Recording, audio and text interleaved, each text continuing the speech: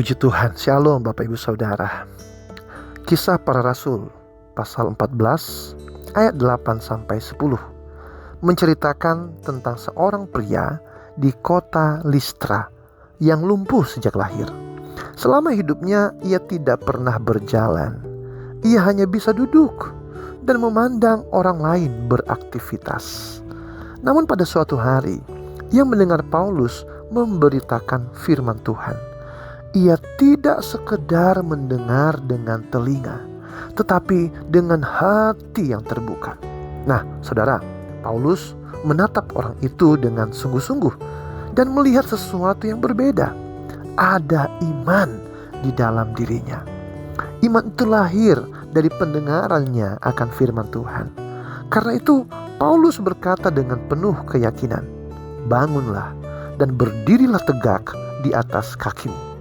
Seketika itu juga orang tersebut meloncat dan mulai berjalan.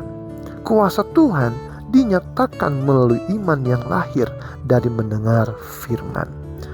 Saudara, firman Tuhan mengajar prinsip yang sama dalam Roma pasal 10 ayat 17, bahwa iman timbul dari pendengaran dan pendengaran oleh firman Kristus.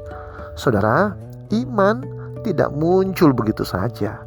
Iman bertumbuh ketika hati kita terus diisi dengan firman Tuhan. Ketika seseorang setia mendengar firman, perlahan-lahan keyakinan kepada Tuhan akan semakin kuat. Sebaliknya saudara, kita juga perlu berhati-hati dengan apa yang kita dengar setiap hari.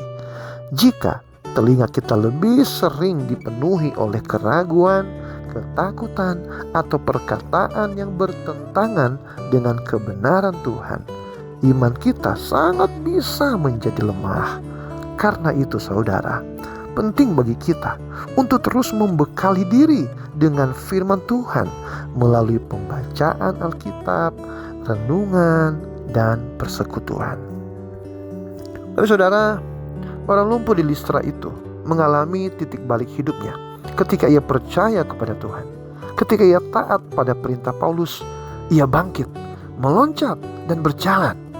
Mukjizat terjadi karena iman yang lahir dari pendengaran firman. Karena itu saudaraku, jangan pernah meremehkan waktu mendengar firman Tuhan. Dengarkan, renungkan, dan hidupi setiap hari. Dari firman lahirlah iman, dan melalui iman Tuhan sanggup menghadirkan pertolongan, pemulihan, dan sukacita dalam hidup kita. Tuhan Yesus memberkati. Shalom.